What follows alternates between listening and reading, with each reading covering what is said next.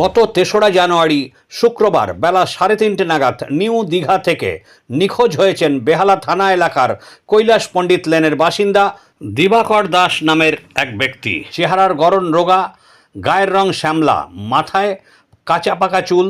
তিনি মানসিক ভারসাম্যহীন। পূজা জানিয়েছে তারা সপরিবারে দীঘায় বেড়াতে গিয়েছিল, উঠেছিল নিউ দীঘার বিপাশা হোটেলে। সেখান থেকেই তার বাবা সেদিন বেরিয়ে গিয়ে আর হোটেলে ফেরেননি। আজ ১০-১১ দিন অতিবাহিত হলেও দিবাকর দাসের সন্ধান এখনো মেলেনি। এবার শুনে নেওয়া যাক পূজার কথা। আমার নাম পূজা দাস। আমার বাড়ি নিউ আলিপুর, কৈলাস পণ্ডিত 66 কৈলাস পণ্ডিত লেন।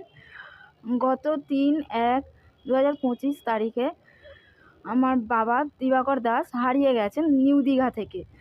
কেউ যদি খুঁজে পেয়ে থাকেন এই নাম্বারে যোগাযোগ করবেন। এবং ওনার পরনে ছিল বিস্কুট কালারের টি শার্ট এবং অ্যাশ কালারের হাফ প্যান্ট। এই নাম্বারে যোগাযোগ করবেন 9051826449।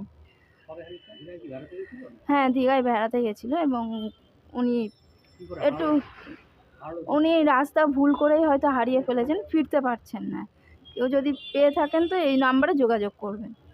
দেখে থাকেন তো 9051826449। ওনার এজ হচ্ছে 56। একটু রোগা আছে, গায়ের রং শ্যামলা। হোটেল বিপাশা হোটেলের সামনে থেকে হারিয়ে গেছে।